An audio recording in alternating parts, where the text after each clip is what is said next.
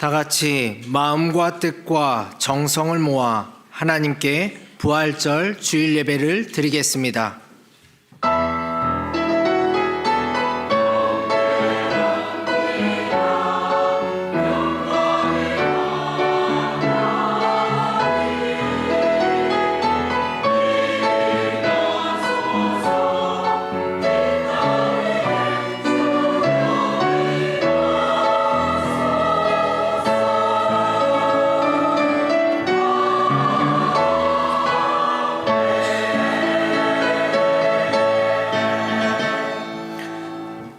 우리 주 예수 그리스도의 아버지 하나님을 찬송하리로다.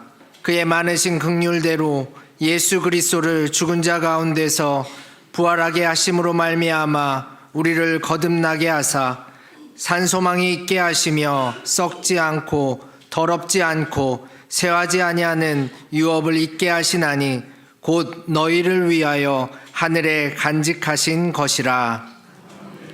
할렐루야. 죽은 지 사흘 만에 무덤 문을 여시고 부활의 첫 열매가 되신 예수님께 감사와 찬송을 올려드립니다. 우리의 온몸과 마음과 정성을 기쁘게 받아 주옵소서. 또한 낙심한 제자들에게 찾아오셔서 진히 부활의 몸을 보여주신 것 같이 오늘 예배하는 우리에게도 임재하여 주셔서 그 놀라운 영광을 밝히 드러내옵소서. 그리하여 우리 안에 도사리고 있는 모든 죄와 사망과 절망의 그림자가 사라지게 하여 주옵소서. 부활의 주 예수님을 따라서 우리도 신령한 부활의 몸으로 덧입게 될 것을 믿으며 예수 그리스도의 이름으로 기원하옵나이다. 아멘. 다 같이 자리에서 일어나셔서 찬송가 166장 찬양하시겠습니다.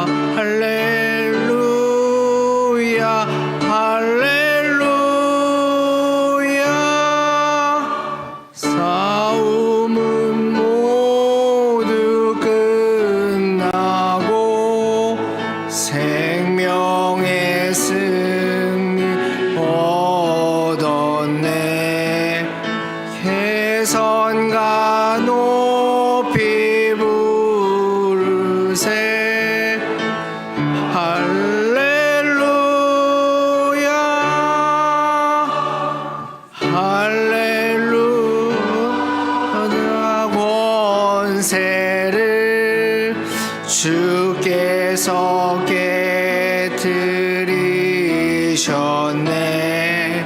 승전가 높이 외치세. 할렐루야. 슬프던 사흘 지나고 주께서 살아나셨네. 영광을 주께 돌리세. 할렐루야. 사망의 문을 잠그고 생명의 문을 여셨네. 부활의 찬송 부르세. 할렐루야.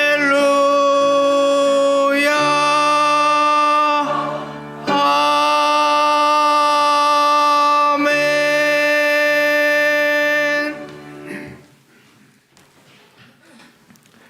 부활의 주님, 낙심하여 엠마오로 내려갔던 제자들처럼 저희도 부활의 주님을 알아보지 못하여 절망하며 신앙의 공동체에서 떨어져 나갈 때가 많았습니다. 예수님의 십자가 죽음만을 생각하면서 두려워 떨었던 제자들처럼 저희도 신앙의 박해를 두려워하며 주님의 사역을 힘있게 감당하지 못했습니다. 부활의 신앙을 굳게 붙들지 못했기에 늘 의심하며 흔들리는 신앙생활을 해왔던 저희들을 긍휼히 여겨 주시옵소서. 저희의 허물과 죄를 용서하여 주시옵소서. 이제는 하나님과 우리만이 아는 은밀한 죄를 계속해서 참여하며 고백합니다.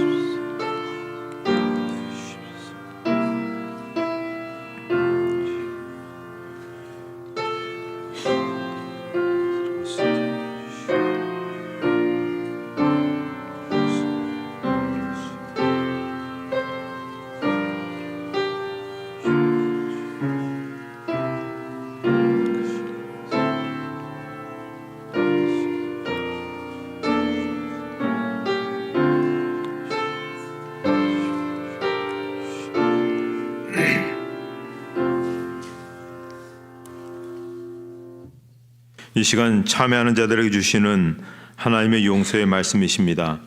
그가 빛 가운데 계신 것 같이 우리도 빛 가운데 행하면 우리가 서로 사귐이 있고 그 아들 예수의 피가 우리를 모든 죄에서 깨끗하게 하실 것이라. 아멘. 사도신경으로 우리의 신앙을 고백하겠습니다. 나는 전능하신 아버지 하나님 천지의 창조주를 믿습니다. 나는 그의 유일하신 아들 우리 주 예수 그리스도를 믿습니다. 그는 성령으로 잉태되어 동정녀 마리아에게서 나시고 본디오 빌라도에게 고난을 받아 십자가에 못 박혀 죽으시고 장사된 지 사흘 만에 죽은 자 가운데서 다시 살아나셨으며 하늘에 오르시어 전능하신 아버지 하나님 우편에 앉아 계시다가 거기로부터 살아있는 자와 죽은 자를 심판하러 오십니다. 나는 성령을 믿으며 거룩한 공교회와 성도의 교제와 죄를 용서받는 것과 몸의 부활과 영생을 믿습니다. 아멘. 찬송가 1장 찬양하시겠습니다.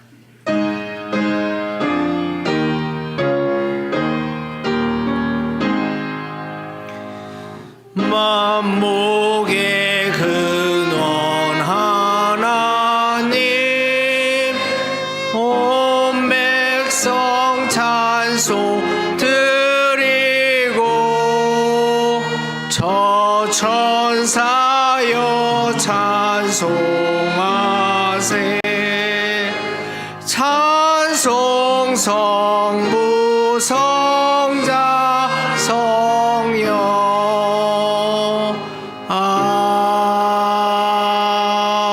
아멘. 자리에 앉으신 후 교독문 134번 부활절 두 번째 말씀을 교독하시겠습니다.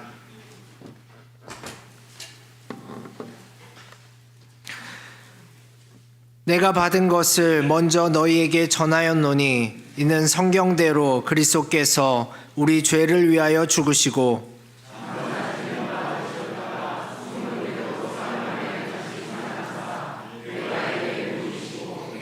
후에 12 제자에게와 그 후에 500여 형제에게 일시에 보이셨나니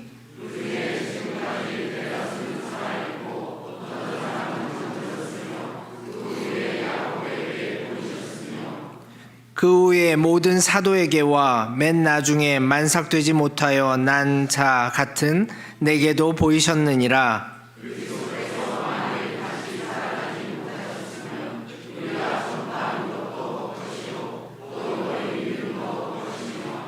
만일 그리스도 안에서 우리가 바라는 것이 다만 이 세상의 삶뿐이면 모든 사람 가운데 우리가 더욱 불쌍한 자이리라.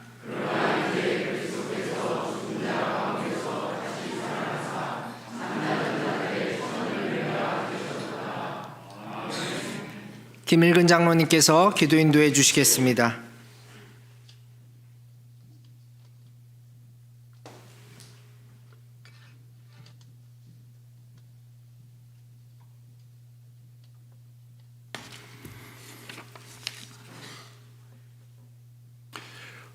독생자 예수 그리스도를 이 땅에 보내시어 죄를 제속케 하신 하나님께 영광을 올려드립니다.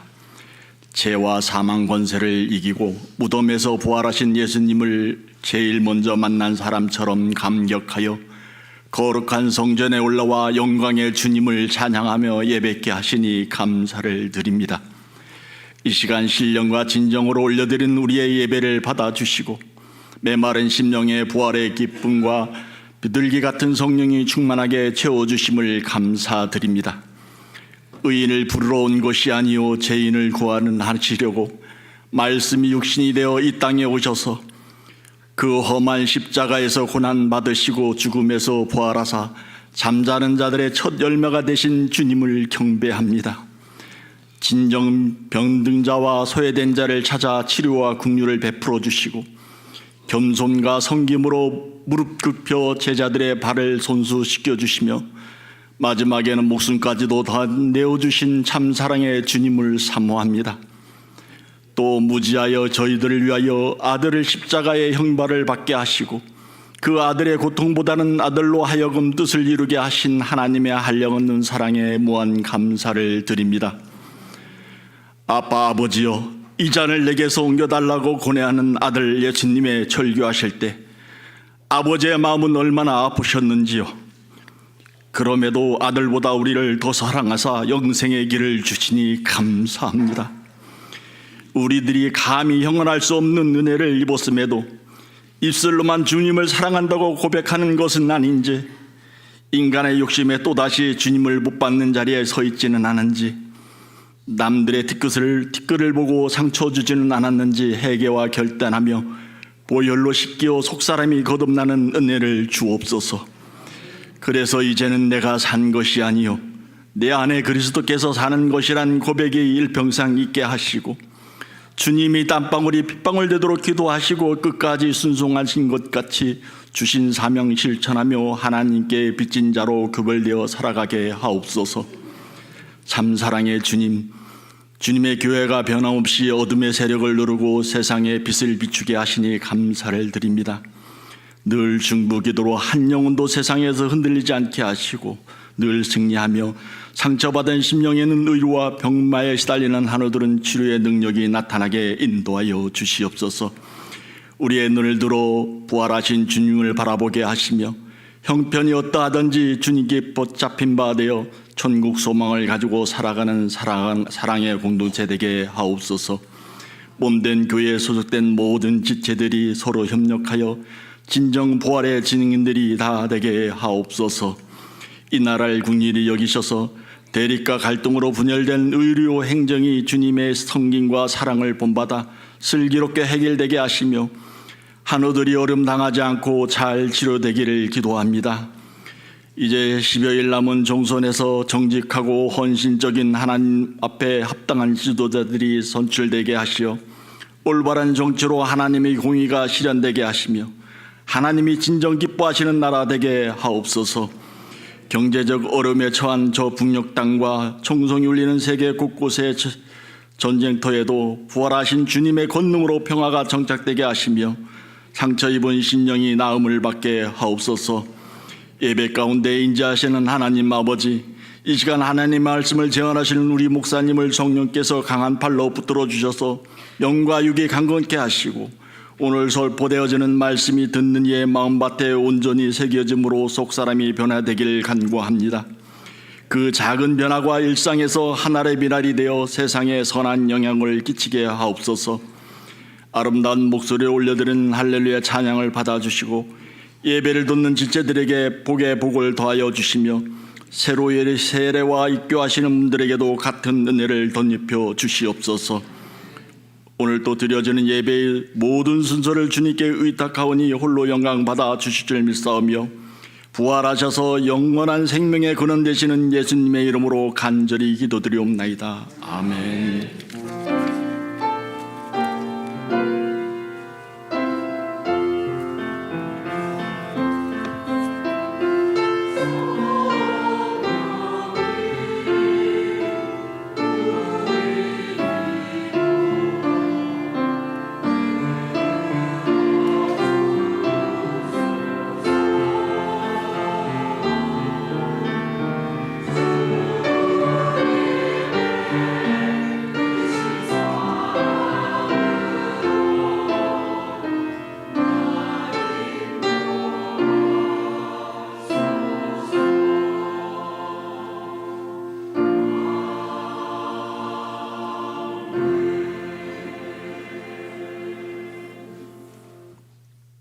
이제 입교와 그리고 세례식을 거행하도록 하겠습니다. 먼저 입교식입니다. 입교식은 부모의 서약으로 유아 세례를 받은 이들이 자신의 결단으로 교회 앞에 신앙을 고백하고 믿음의 장성함에 이르는 그러한 예식입니다.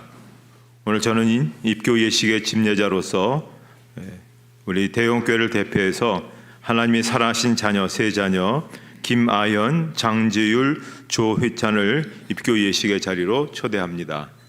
입교 받으시는 분은 제자리에서 일어나서 요 앞으로 이렇게 나와 주시면 좋겠습니다.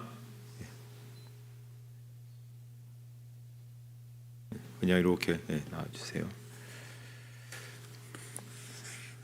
요 가운데 와 주세요. 네.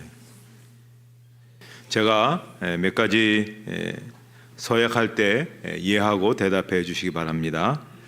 여러분은 유아 세례를 받을 때 부모님들이 대신하였던 서약과 신앙 고백을 이제는 자기의 것으로 받아들이십니까? 예, 크게 해주셔야 됩니다.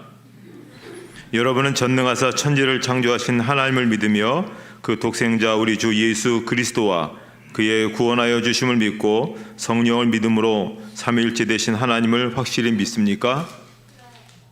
여러분은 교인으로서의 의무와 권리를 바르게 행사하며 교회 관할과 치리에 복종하고 교회 덕을 세우는 데 힘쓰기로 서약하십니까? 네, 제가 이제 선포하도록 하겠습니다. 하나님과 온 회중 앞에서 자신의 믿음을 서약한 이들인 김하연, 장지율, 조혜찬이 본 대형교회 입교인이 되었음을 성부와 성자와 성령의 이름으로 선포합니다. 아멘. 여러 교우들하고 같이 서약하겠습니다. 주님께서 명하신 입교의식에 참여한 성도 여러분, 여기에 서 있는 김하연, 장지율, 조희찬은 이제 입교인이 되었습니다. 여러분 이들이 주님 안에서 성령님의 인도하심에 따라 거룩한 하나님의 백성으로 그 나라에 들고자 하는 선한 의지와 희망을 지니며 살 수 있도록 기도로 돕고 사랑으로 돌보아 주시겠습니까? 예, 제가 기도하겠습니다. 생명의 주관자이시고 왕이신 하나님께서 김하연, 장지율, 조희찬을 택하여 거룩한 백성으로 삼으시고 지혜와 키가 자람과 동시에 하나님에 대한 믿음도 더욱 성숙하도록 지켜주셨습니다. 이제 순을 틔었으니 더욱 과실이 연그러질 수 있도록 이들에게 선한 의지와 열망을 더해 주시옵소서. 그래서 하나님을 사랑하는 자에게는 모든 것이 합력하여 선을 이루는 그 일들이 증거되게 하여 주시옵소서. 예수님의 이름으로 기도하옵나이다. 아멘. 자, 우리 오늘 입교인이 된 이 세 분을 우리 박수로 환영하시도록 하겠습니다. 네, 이제 자리로 들어가면 되겠습니다. 이제 세례 예식을 거행하도록 하겠습니다. 세례 예식은 세례 후보자가 하나님과 교회 앞에서 믿음을 고백하고 확인받는 그러한 예식입니다. 그동안 말씀과 교리를 성실하게 배웠고 이제 하나님과 백성 앞에서 서약과 세례의 과정만을 남겨두었습니다. 우리 교회 당회는 그 신앙을 살펴보아서 너희는 가서 모든 민족을 제자로 삼아 아버지와 아들과 성령의 이름으로 세례를 주라 하신 주님의 분부대로 세례를 베풀도록 허락하였습니다. 이제 우리 교회에 새 지체를 허락해 주신 하나님께 감사합니다. 저는 오늘 세례 예식의 집례자로서 하나님께서 사랑하시는 자녀인 장세희를 세례 예식의 자리에 초대합니다. 장세희 앞으로 가운데로 나와 주시면 좋겠습니다. 제가 물을 때 이해하고 대답해 주시기 바랍니다. 여러분은 그리스도를 구주로 고백하며 그 은총 안에 살며 교회와 연합하여 그리스도를 섬기기로 서약합니까?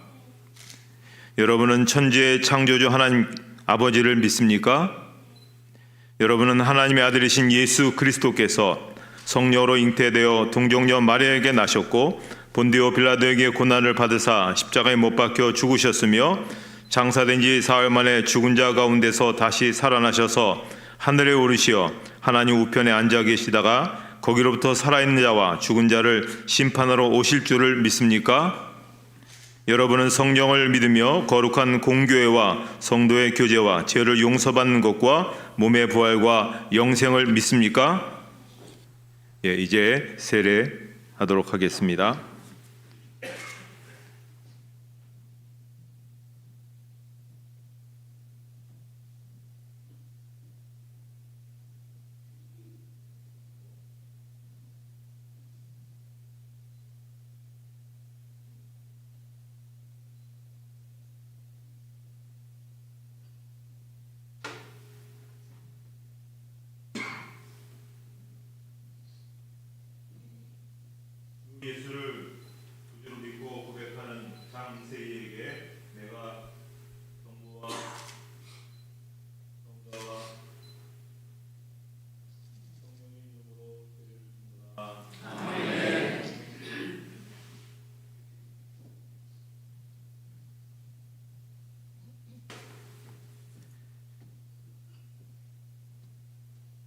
오늘 세례받은 장세인은 대형교회 세례교인이 되었음을 성부와 성자와 성령의 이름으로 선포합니다. 아멘. 여러분과 함께 서약하도록 하겠습니다. 여러분은 세례를 받은 장세희가 신앙 안에서 성숙해지고 교회의 덕을 세우는 일에 힘쓰며 선을 이룰 수 있도록 기도와 사랑으로 인도하여 서로 사랑할 것을 서약하십니까? 제가 기도하겠습니다. 자비하신 하나님, 감사와 영광과 찬양을 받으시기에 합당하신 하나님이신 줄 믿습니다. 오늘 세례받은 장세희 위에 하나님의 축복과 보호하심이 항상 함께 하셔서 모든 위험과 시험에 빠지지 않게 하시고 선을 행함으로써 믿음의 장성한 분량에 이르게 하옵소서. 또한 주님의 평화와 기쁨이 늘 장세희 위에 머물게 하여 주시옵소서. 예수님의 이름으로 기도하옵나이다. 아멘. 예, 우리 박수로 환영하겠습니다. 장로님들 나오시고요. 예, 또 선물 주실 분 있으시면 자리로 들어가 있으면 다 일어나 주시기 바랍니다. 입교하신 분까지 다 일어나셔서 우리 장로님들이 세상의 빛이 되라고 그렇게 박수로 우리 격려하도록 하겠습니다. 또 우리 선물들도 있으니까 선물들도 많이 받으시면 되겠습니다.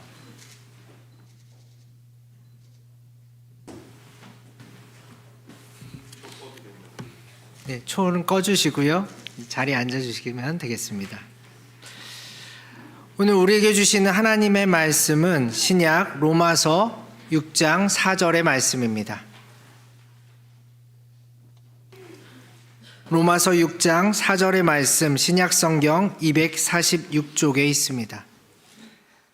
하나님의 말씀을 봉독하겠습니다.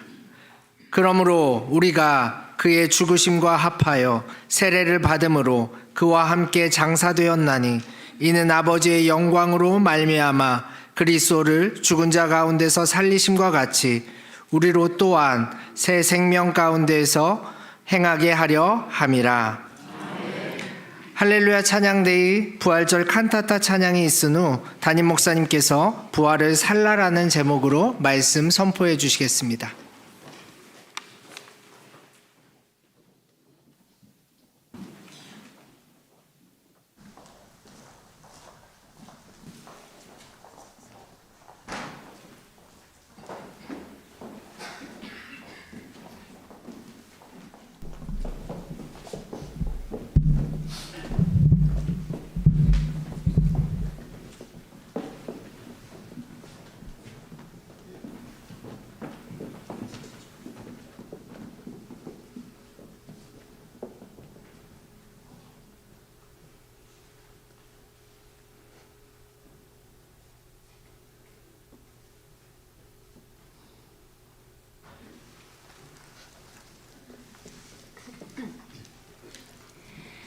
안식일이 지난 이른 아침에 막달라 마리아는 다른 두 여인과 함께 무덤에 갔습니다.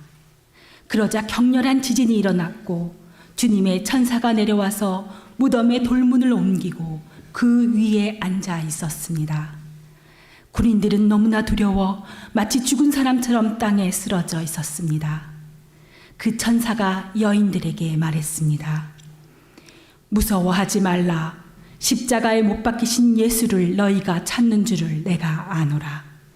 그가 여기 계시지 않고 그가 말씀하시던 대로 살아나셨느니라.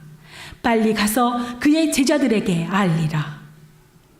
무덤을 떠나 다름질을 할 때 그들은 기쁜 소식을 전할 벅찬 마음을 감출 수 없었습니다. 한때 무거웠던 그들 가슴도 이제는 기쁨으로 가볍게 뛰고 있었습니다. 발걸음마다 그들은 이 말을 거듭해서 되뇌었을 것입니다. 예수 다시 사셨도다. 그가 다시 사셨도다.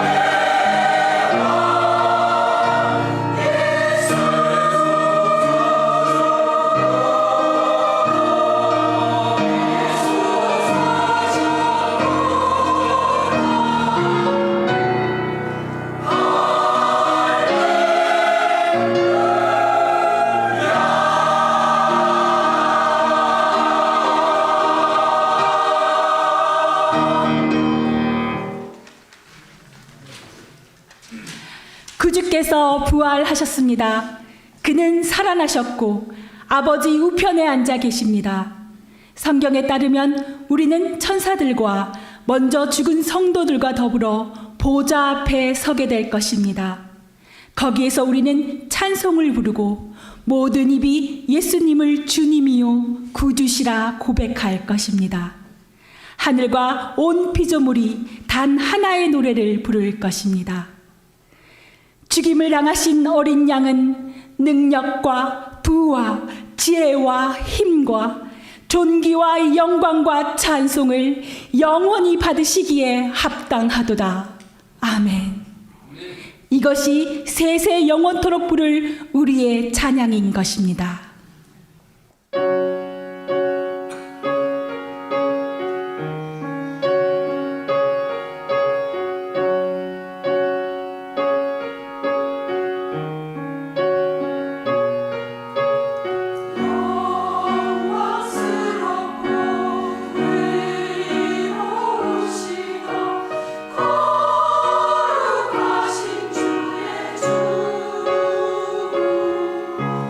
주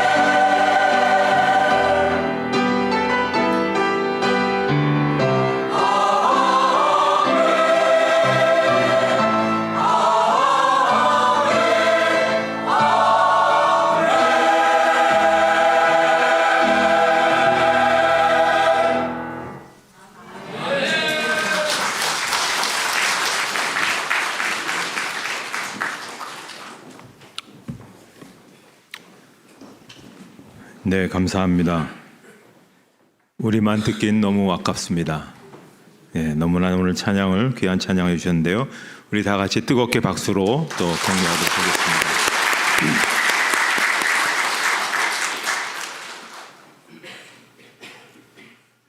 사실은 앵콜을 하고 싶었는데 지휘자님이 나가는 바람에 얘기할 수도 없고, 부활의 첫 열매이신 예수님의 은총이 오늘 이 부활절 예배에 참여한 우리 모두에게 함께 하시기를 바랍니다. 우리 부활절 인사를 하겠습니다. 제가 하고 여러분이 같이 응답하시면 되겠습니다. 예수님께서 부활하셨습니다. 정말입니다. 정말입니다. 예수님께서 부활하셨다는 이 말이 여러분 어떻게 들리십니까? 어떤 사람에게는 공허한 말이고, 어떤 사람에게는 황당한 말이고, 어떤 사람에게는 미련한 정보일지 몰라도 오늘 믿는 그리스도인 우리들에게 예수님께서 부활하셨다는 이 말씀은 감탄이요 또 환호의 그런 선언이라고 볼 수가 있습니다. 초대교회 성도들은 예배를 모일 때마다 서로 이 인사말로 그렇게 계속 모일 때마다 그렇게 서로를 격려했다는 것입니다. 지금도 동방정교회라고 하죠. 이렇게 양파 모양으로 세운 그런 교회, 동방정교회에 마포에 가면 있는데요. 거기 보면 지금도 그들이 그 전통을 그대로 지켜서 매 주일마다 이 부활절 인사를 꼭 그렇게 합니다. 그것은 박해를 받던 시절인 카타고메 지하 공동묘지에서 그들이 예배를 드릴 때마다 이 인사를 나눴다는 겁니다. 주검이 널려 있고 시체 썩는 냄새가 그 가운데 진동하더라도 그들은 자랑스럽게 힘차게 매주마다 모일 때마다 예수님 부활하셨습니다. 정말입니다. 우리도 부활할 것입니다. 그렇게 인사를 나누었습니다. 부활의 신앙이 있었기 때문에 그들이 그렇게 당당하게 또 힘차게 박해에 맞설 수 있었고 환난과 핍박을 견딜 수 있었던 것입니다. 그래서 사도 바울은 이 부활 신앙을 복음이라고 얘기합니다. 왜냐하면 예수께서 죽으셨다가 다시 살아나신 것, 이것이 복된 소식, 기쁜 소식이다 이렇게 말하고 있습니다. 그것이 복음이 될 수 있었던 이유를 사도 바울은 고린도전서 15장 14절 이하에서 이렇게 말하고 있습니다. 제가 세번역 성경으로 읽겠습니다. 그리스도께서 살아나지 않으셨다면 여러분의 믿음은 헛된 것이 되고 여러분 아직도 죄 가운데 있을 것입니다. 그리고 그리스도 안에서 잠든 사람들도 멸망했을 것입니다. 그러나 이제 그리스도께서는 죽은 사람들 가운데서 살아나셔서 잠든 사람들의 첫 열매가 되셨습니다. 아담 안에서 모든 사람이 죽는 것과 같이 그리스도 안에서 모든 사람이 살아나게 될 것입니다. 부활 소식이 복음인 이유는 부활이 죽은 사람들, 또 죽을 사람들, 또 죽음을 두려워하는 사람들에게 던져진 유일한 희망의 빛이었기 때문이었습니다. 우리가 죽으면 어떻게 될까? 이 문제는 모든 세대의 사람들이 알고 싶어 했고 또 해결하고 싶어 했던 문제였습니다. 하지만 이 문제를 온전하게 풀어낸 사람은 없죠. 세상은 그저 죽음은 당연한 것처럼 자연스럽게 받아들여야 된다, 그렇게 얘기합니다. 그런데 예수님은 이 죽음을 정복하셨다고 그렇게 말씀하고 있습니다. 사망은 늘 인간의 마지막 마침표였습니다. 그리고 어쩔 수 없이 그 결과를 받아들여야만 됐던 것입니다. 그런데 하나님께서는 죽은 예수를 무덤에서 다시 살려내시고 일으켜 세워주셨고 부활하게 하셨습니다. 그리고 그 사망이 마지막이 아니었습니다. 생명이 죽음을 삼키는 기적이 바로 부활이었습니다. 그래서 고린도전서 15장 55절에 사망아 너의 승리가 어디 있느냐, 사망아 내가 쏘는 것이 어디 있느냐. 예수님의 부활은 모든 믿는 사람들에게 죽음 앞에서 당당하게 그렇게 만들어 주는 것입니다. 사실 2000년의 역사를 거쳐오면서 기독교 신앙이 부활 신앙이라는 것을 세상 사람들은 다 알고 있습니다.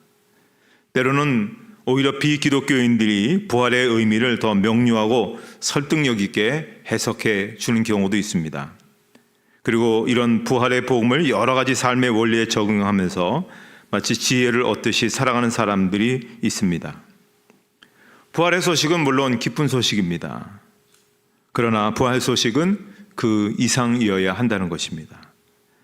부활이 단지 정보에만 머물러서 내가 죽어도 예수님처럼 다시 살 수 있으리라는 내 운명에 대한 막연한 안전장치처럼 그렇게 생각해서는 안 됩니다. 또 세상을 살면서 어려운 일이 있을 때 역전을 기대하고 희망을 잃지 않고 살아가는 어떤 인생의 어떤 격려 정도에 우리가 머물러 있어서는 안 된다는 것입니다. 그러면 우리가 어떻게 이 부활의 복음을 우리의 삶에서 그대로 적용하며 살 수 있을까요? 그것은 부활을 사는 것입니다. 부활을 산다는 것은 무엇입니까? 교회 전통에서 이 부활절과 관련해서 중요한 예식이 오늘 우리가 치른 세례 예식이었습니다. 왜냐하면 초대교회로부터 지금까지 교회는 이 부활절마다 세례식을 베풀었습니다. 왜 많고 많은 날이 있는데 왜 하필이면 이 부활절에 성가대 칸타타도 있고 또 여러 가지 행사도 많은데 왜 하필이면은 이 부활절에만 꼭 세례식을 베풀까 하는 것입니다. 초대교회 교인들은 바로 부활절을 기념하는 방식으로서 세례를 베푼 겁니다. 그러면 부활과 세례는 과연 무슨 의미가 있을까요?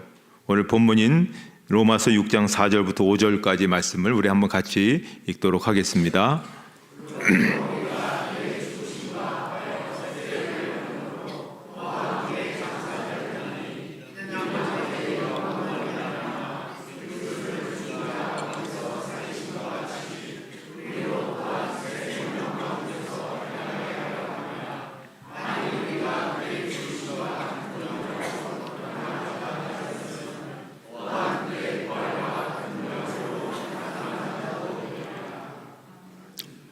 사도 바울은 세례를 그리스도와 함께 장사되고 그리스도와 함께 연합하여 부활하는 것이다 라고 그렇게 말씀하고 있습니다. 이것이 바로 초대교회 부활절의 모습을 잘 보여주고 있는 것입니다. 그래서 1년에 가장 귀한 그러한 세례의 날이기도 했습니다. 3세기경에 교회 감독, 그러니까 지금으로 얘기하면 노회장이나 총회장이라고 할 수 있는 히폴리투스라는 분이 사도 전승이라는 책에서 그 당시 세례를 어떻게 행했는가에 대한 그런 이야기를 쓰고 있습니다. 자, 먼저 세례를 받으려면 3년 전부터 준비를 하기 시작한다는 겁니다. 그리고 사순절이 시작되는 제수요일에 이들 가운데서 세례 받을 사람들을 선별합니다. 선별된 사람은 40일 동안 다시 절제하며 훈련을 받다가 고난주간에는 한 주간 동안 금식하고 마지막 3일 동안은 모든 교인들이 이 세례식을 위해서 함께 같이 금식한다는 것입니다. 그리고 부활절 새벽이 되면 세례받는 이들이 세례를 받게 되죠. 내가 성부와 성자와 성령의 이름으로 세례를 주노라. 그때 세례받는 이들은 죄에 대해서 죽고 그리스도와 함께 부활하는 그런 경험을 하게 된다는 것입니다. 이것은 죽음을 미리 맛보는 것이기도 하지만 동시에 현실 속에서 새로운 존재로 태어남을 의미하는 것입니다. 세례받는 사람들은 결국은 새로운 존재가 되는 것이죠. 그래서 세례를 통하여 새로운 존재 탄생을 경험하게 되는 것입니다. 초대교인들에게 부활절은 단순히 예수님의 부활 사건을 회상하거나 기억하는 날말로 끝나지는 않았습니다. 그들은 이 세례를 통해서 자신이 죽고 다시 새로운 생명으로 살아나는 경험에 참여하게 되었던 것입니다.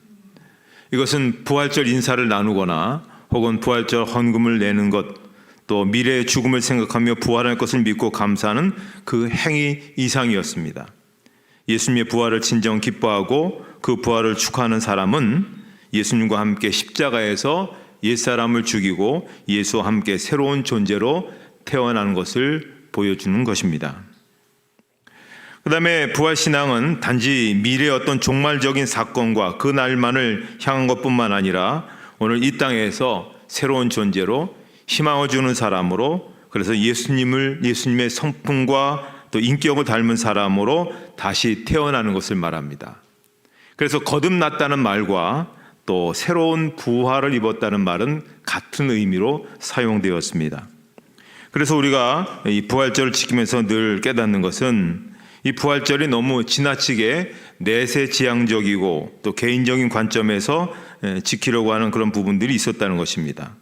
그저 내 죽음 이후를 보장하고 또 우리 가족의 죽음에 위안을 주는 절기로 우리는 이 부활을 지켜오지 않았나 하는 그런 생각도 해봅니다. 그런데 우리 주님께서는 오늘 본문의 말씀을 통해서 우리가 가져야 할 부활의 신앙이 무엇인가에 대해서 말씀해 주고 있습니다. 먼 미래의 부활, 나의 죽음 이후에 있을 부활뿐만 아니라 예수님과 함께 내가 오늘 여기서 다시 태어나는 새로운 존재로 태어나는 나의 옛 자아를 죽이고 거듭나는 그것이 진정한 부활을 살아가는 그런 삶이라고 할 수가 있습니다. 세상 사람들은 부활을 원래 모습 그대로 돌아가는 것이다 라고 그렇게 비유적으로 얘기합니다. 예를 들어서 운동선수가 부활했다 그런 얘기하지 않습니까? 그건 운동선수가 다시 자신의 기량을 회복했다라고 하는 그러한 말입니다. 회춘하거나 다시 젊어지거나 못하는 것을 다시 하게 되는 것, 전성기로서의 복귀 정도로 세상은 부활의 개념을 그렇게 받아들이고 있습니다. 그러나 오늘 그리스도인들은 이 부활의 의미가 다릅니다. 원래의 모습으로 돌아오는 것, 죄악되고 타락한 모습으로 돌아오는 것이 아닙니다. 우리가 받아들인 부활은 변화된 모습으로 다시 태어나는 것을 말합니다. 육적인 모습, 자신의 죄된 자아를 예수님의 십자가의 못을 받고 새로운 자아, 예수님의 성품과 인격으로 다시 태어나는 것이 부활인 것입니다. 존 스토트 목사님이 쓰신 비교할 수 없는 그리스도란 책에 이런 이야기가 나옵니다. 조니 에릭스라는 사람이 17살에 체사피크만이라는 곳에서 다이빙을 하다가 사고를 당했습니다.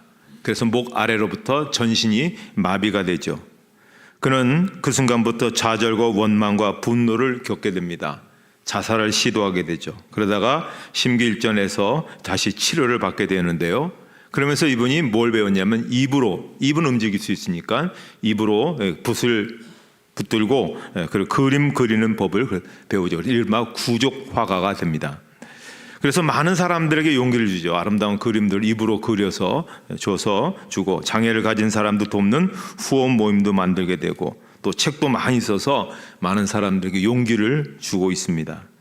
이분이 이렇게 변화된 삶을 살게 된 배경을 자기가 부활하신 예수님을 만난 영적 사건이 결국 그렇게 되었다는 것이죠. 그러면서 그 책에 자기의 간증을 실었는데요. 그 책에 나온 내용 그대로 인용해 보겠습니다. 나는 이제 미래에 대한 소망이 있다. 성경은 우리의 몸이 하늘에서 영화롭게 된다고 말한다. 그때는 내가 여기에서 죽은 후 내 발로 춤을 출 때다. 손가락은 오그라들어 구부러지고 근육은 쇠약해지고 무릎은 비틀리고 어깨 아래는 아무런 감각이 없는 내가 언젠가는 가볍고 밝으며 강력하고 눈부신 의로 옷 입은 새로운 몸을 가지게 될 것이다.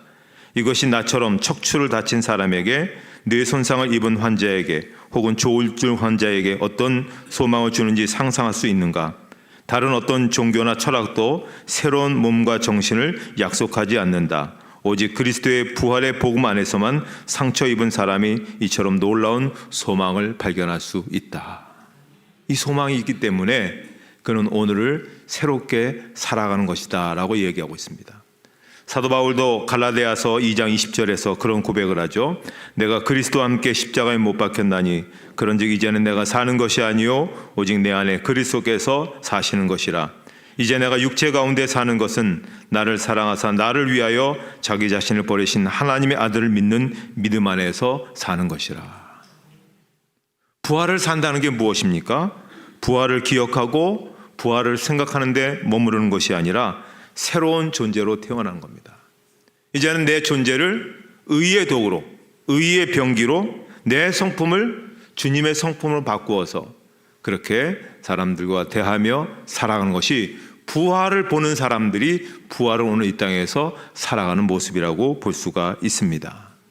그러면 여러분, 우리의 남은 시간이 언제인지 알지 못하지만 우리의 이 육신을 불의의 연장이 되어서는 안 됩니다.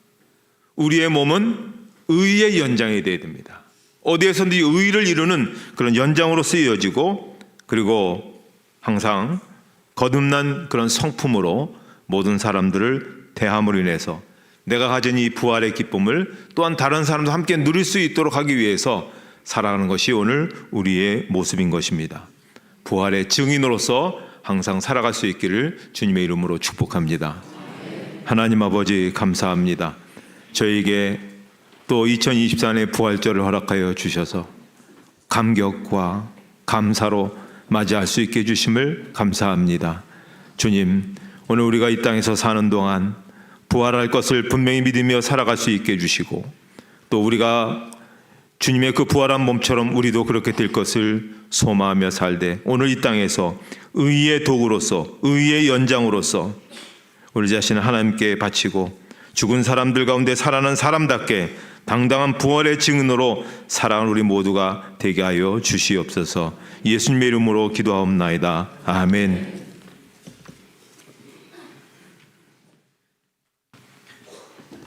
결단의 찬송 165장 찬양하시겠습니다.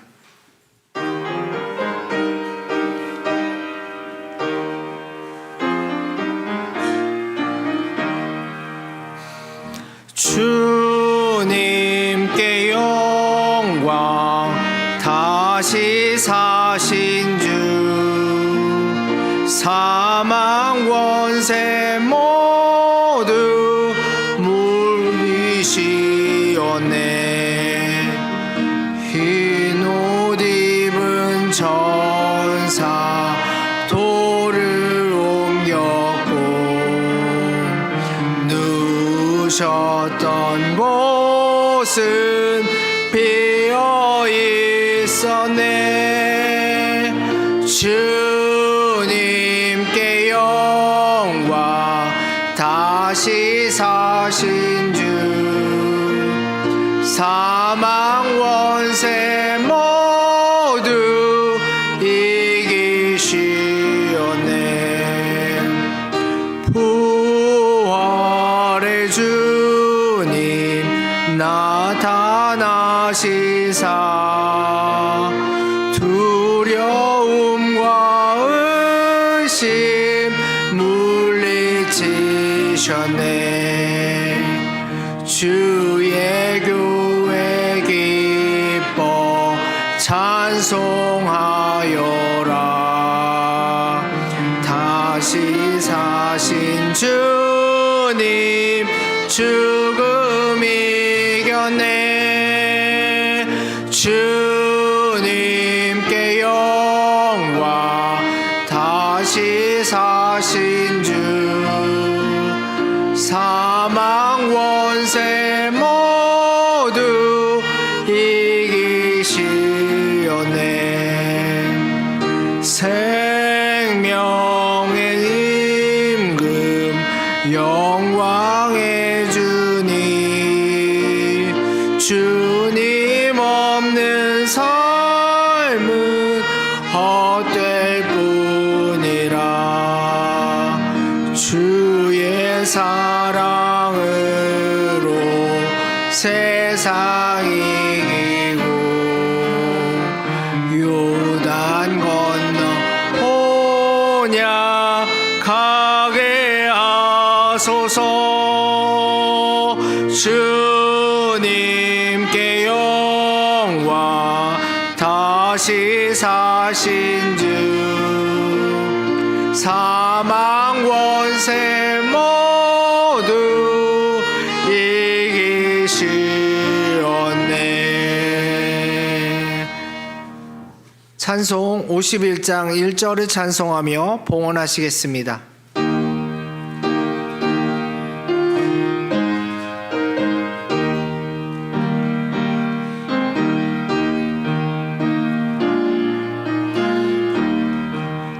주님 주신 거룩한 날 기쁨으로 주 앞에 와 기도하리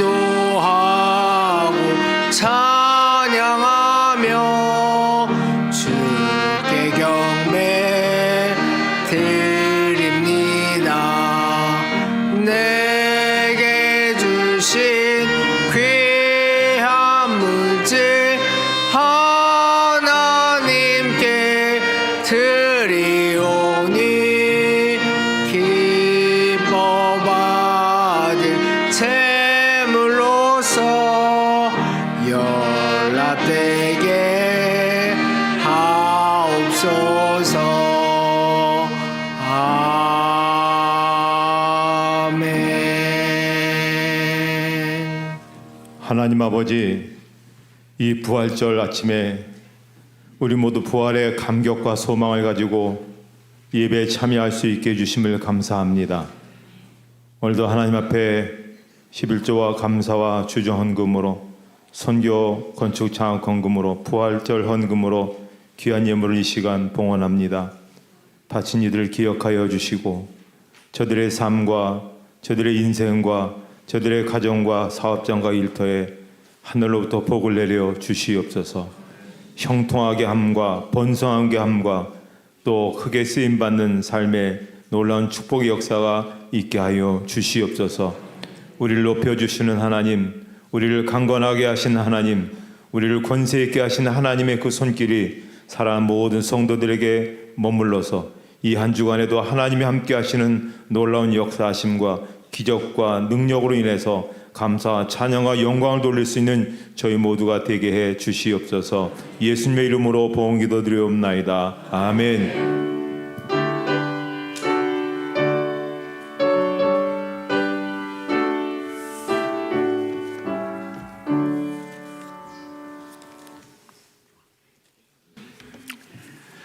교회 소식 말씀드리겠습니다. 오늘 찬양 예배 때는 기간별 성경 퀴즈가 있습니다.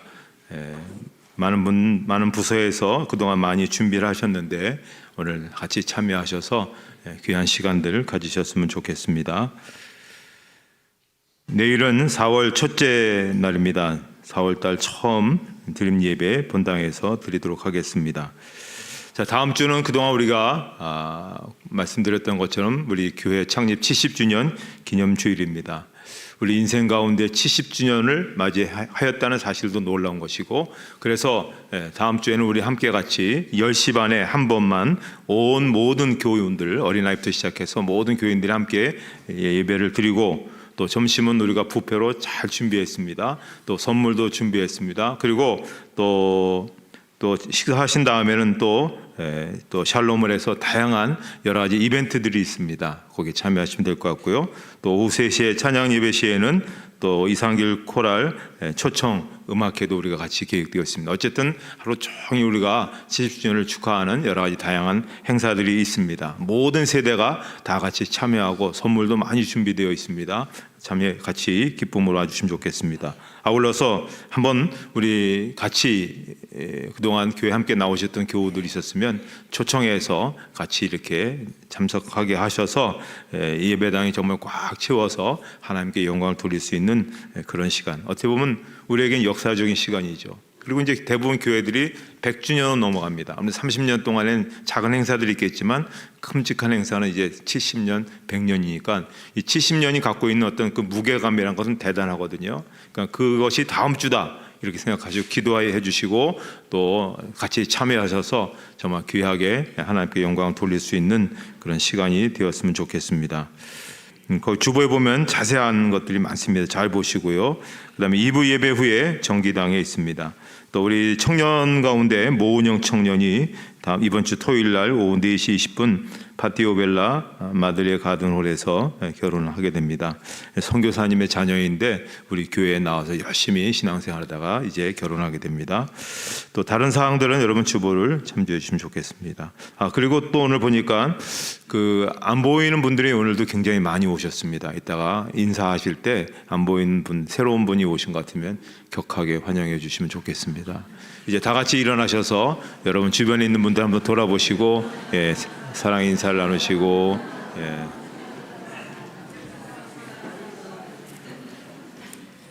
635장 부르시고 축도로 예배를 마치도록 하겠습니다.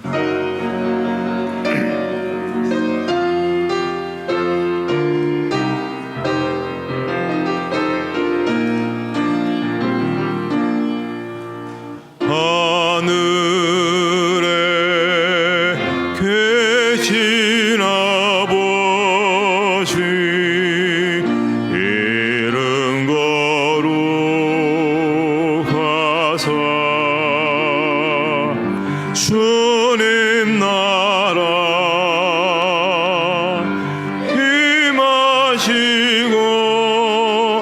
뜻이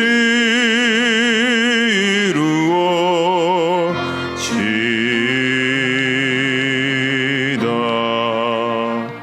일용할 양식 주시고 우리들의 큰 죄 다 용서하옵시고 또 시험에 들게 마시고 악에서 구원하소서. 대개 주의 나라 주의 권세 주의 영광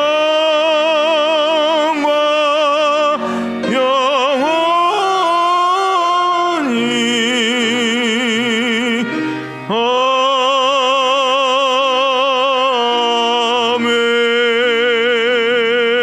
아멘. 이제는 우리 주 예수 그리스도의 은혜와 하나님 아버지의 사랑하심과 성령의 인도하심과 교통하심이 모든 성도들 머리 위에 이제로부터 영원토록 함께 없으기를 축원하옵나이다. 아멘.